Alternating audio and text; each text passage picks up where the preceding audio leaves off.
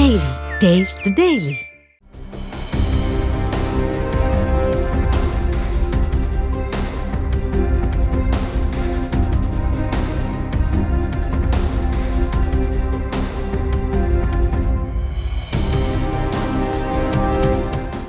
என் மனைவி பேர் வந்து ஜெனிஃபர். எங்களுக்கு வந்து 2019 செப்டம்பரில் கல்யாணம் ஆச்சு.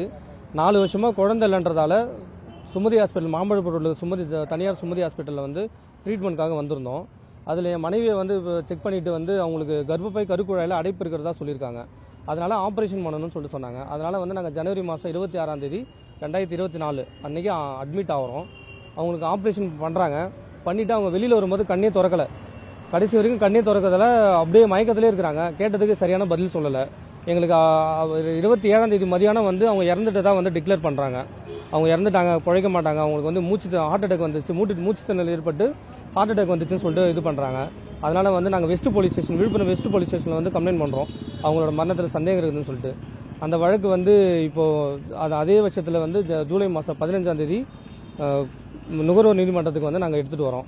அங்கே வந்து இந்த ஒரு 6 மாதமாக கேஸ் நடந்து இன்றைக்கி வந்து தீர்ப்பு வந்திருக்குது. இதில் வந்து மேரி புனிதா, பாலசுப்ரமணியன், மார்கரெட் இவங்க 3 பேருமே வந்து சுமதி ஹாஸ்பிட்டலில் ஒர்க் பண்ணுறவங்க தான். அவங்க அந்த ஹாஸ்பிட்டலில் சேர்ந்தவங்க தான். அவங்க 3 பேருக்குமே வந்து 50 லட்ச ரூபாய் வந்து நஷ்டஈடாக போட்டு எங்கள் குடும்பத்தாருக்கு தரணும்னு சொல்லிட்டு அவங்களுக்கு தீர்ப்பு எழுதியிருக்காங்க. தவறான கவனக்குறைவு, மருத்துவ அலட்சியத்தால் தான் ஏற்படும். அவங்க வந்து மேரி புனிதான்றவங்க வந்து ஹாஸ்பிட்டலோட ஹெட், அவங்க தான் எம்டி. பாலசுப்ரமணியம் சார் வந்து அனஸ்தீசியா டாக்டர். மார்கரெட்னோ ஜெனரல் சர்ஜன். அவங்க என் பேர் ரெமிஜியஸ், என் ஊர் துறவித்தாங்கல்.